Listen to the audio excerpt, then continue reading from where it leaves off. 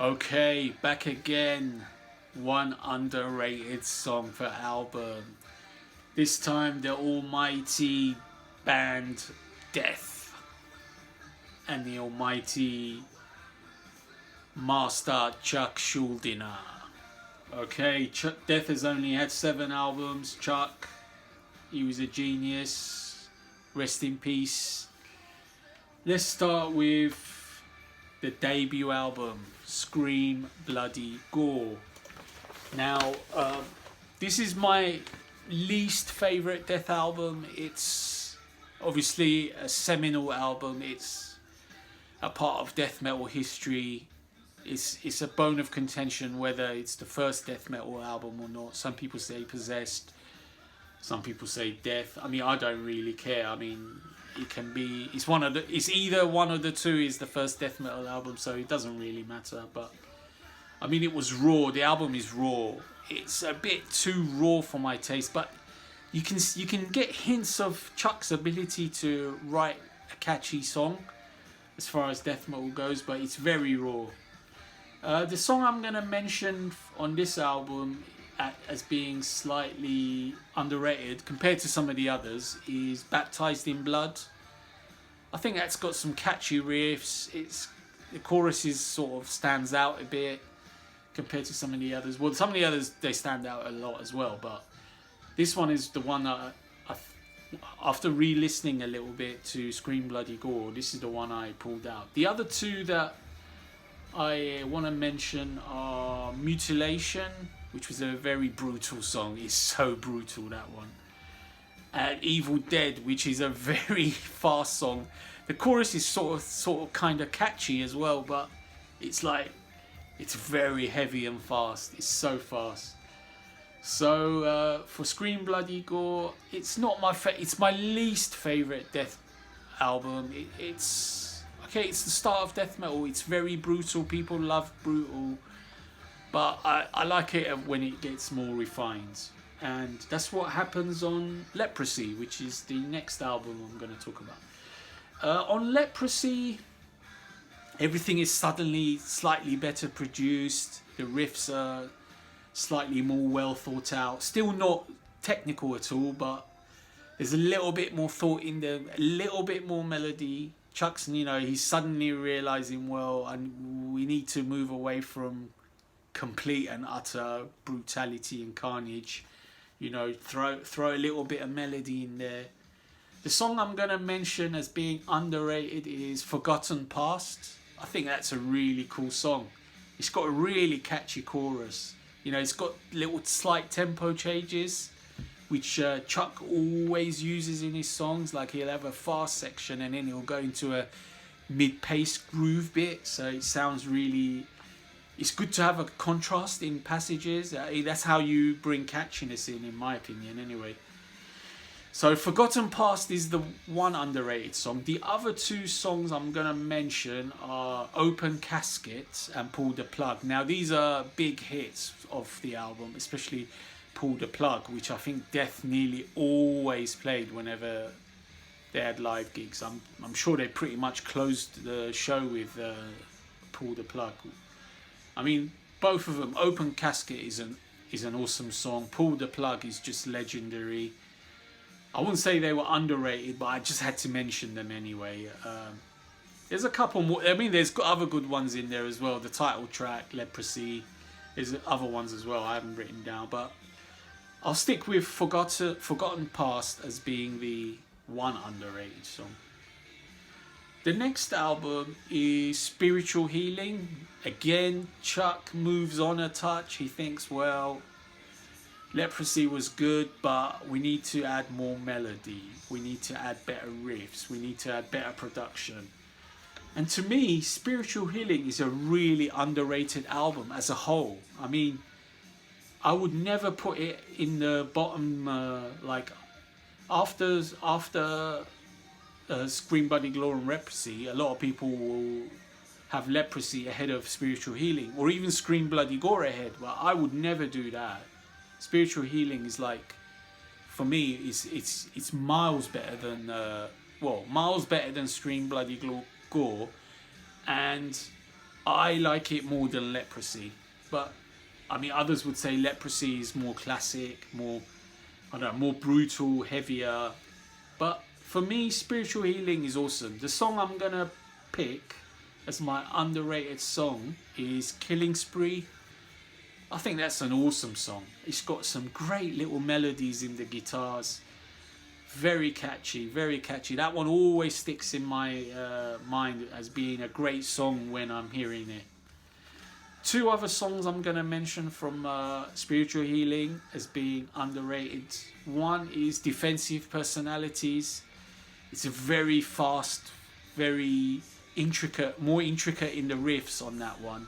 You know, it's showing a little hint of the technicality to come. Not that much, but a little hint of it.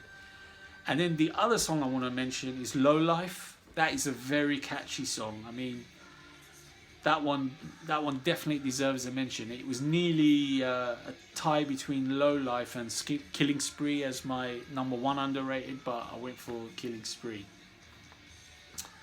Okay, moving on to the next album, Human.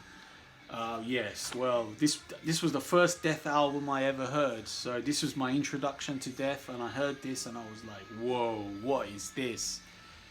This is pretty brutal. This is pretty heavy. And it's also got quite a lot of melody, and it seems really involved. Like at the time, I wouldn't have used the word technical because I was just listening to metal for the first time. Well, first couple of years, I would have been like, whoa, this sounds cool. This is like twisted. That's the word I would use. Like, this is a bit sick. Like, what kind of guitar riffs are these? Like, Chuck is starting to like incorporate a lot of melody, a lot of like grindy riffs. The drums are blasting away. Like, the drums are like amazing on this album. So the song I want to mention as being very underrated on this song, very underrated, is the song Secret Face.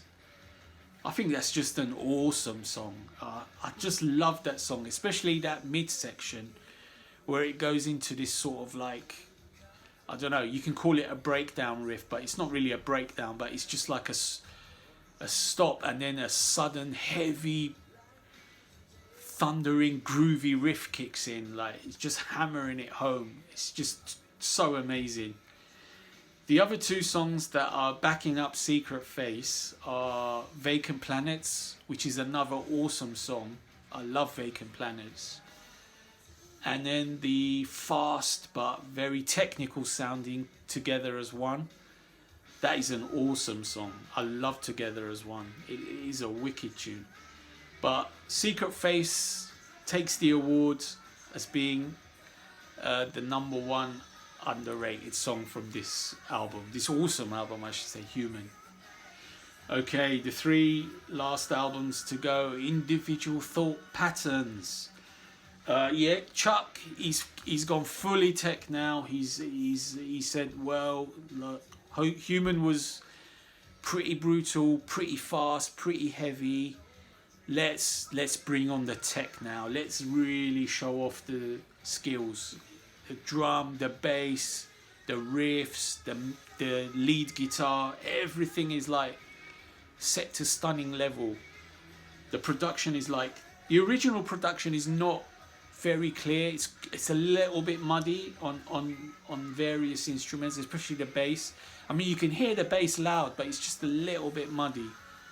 Chuck's vocals are a little bit muddy as well, but they've done a remaster of Individual Thought Patterns, which is awesome. I think Relapse did it. I re-bought that.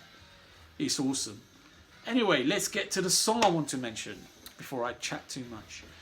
The song I want to mention is Nothing Is Everything. I just love that song. The riffs on that song are godly. So awesome. So awesome on that song. I mean, every song is awesome on Individual Thought Patterns, but I'll mention Nothing Is Everything as being possibly my fave underrated one. The other two songs I want to give a mention to are Trapped in a Corner, which is another awesome song, and the song Destiny, which is another awesome song. It's got a cool little slightly acoustic start, I think, if I remember correct, and It's got some awesome stop-start riffs, great memorable chorus, great stuff. That is great stuff. I mean, all of the individual thought patterns is awesome, but I think the Philosopher, which is like a very well-known song or well-played song, is I wouldn't say the weakest song, but I don't know. Maybe I like it the least. I don't know. I mean, I love Overactive Imagination. It's awesome, but I didn't want to list that as being underrated. I think that's well loved. So there you have it. Nothing is Everything from Individual Thought Patterns. Check that one out if you haven't. Most Death fans will know it, obviously. Right, 2 albums to go. Next album, 1995, Symbolic. Yes, Chuck is back. Chuck, I think on this album he thought, let me be the most melodic I can. Let me be as melodic I can. I'm still being technical, but I'm being more melodic than technical. I'm using more catchy riffs. The production is also much cleaner than Individual Thought Patterns as well, much heavier as well. The guitar tone is just awesome on this album. Okay, let's get to the song that I want to mention. I think this is probably my favourite Death song of all time. And it's the final track on the album. It's called Perennial Quest. The album goes through so many peaks and troughs. It's like it's going up and down. The riffs, Chuck's vocal lines, so awesome. I mean, there's parts in that song which are twisting, turning, going up, going down, riffs everywhere, solos, drums. It's just got a great feel, and then you reach the end where you've got that crying solo, and it's just like, what's going on here? You're getting tingles in your body. It's just an amazing song. Wow, Perennial Quest. The other 2 songs to mention from this album as being underrated are Sacred Serenity, which is a very catchy song, and the song Thousand Eyes. That's another awesome song. I love those 2. Sacred Serenity especially is wicked, but Symbolic is wicked start to finish. I mean, it's possibly my favourite Death album. I think pretty much I'll say it now. Yeah, it's. I mean, I could do a ranking now. I might do a little ranking quickly at the end, but it's probably my favourite Death album of all time. Right, so moving on to the final Death album, The Sound of Perseverance. Yeah, we all know this album was mostly supposed to be a Control Denied album.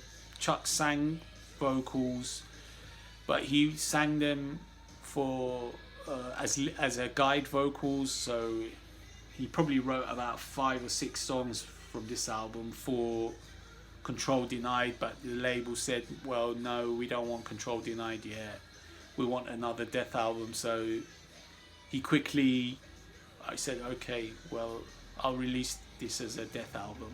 I think he denied it. They said no, he wasn't like this, but I think it's pretty well known that there's demos with him doing these same songs. But anyway, The Sound of Perseverance is again a very good album. I mean, it's again a slightly different album than Symbolic. It's not really exactly the same. It's sort of, the production tone is probably the best ever yet. Chuck's vocals are very screechy on this. I think I slightly prefer his vocals on Spiritual Healing Human era than on Sound of Perseverance. They're quite harsh on this, very high pitched. I still like them because you can still understand every word, but I think he was slightly screeching a little bit too much, if I'm being very picky. But anyway, let me talk about the one song that I think is underrated on this, and that is the song Bite the Pain.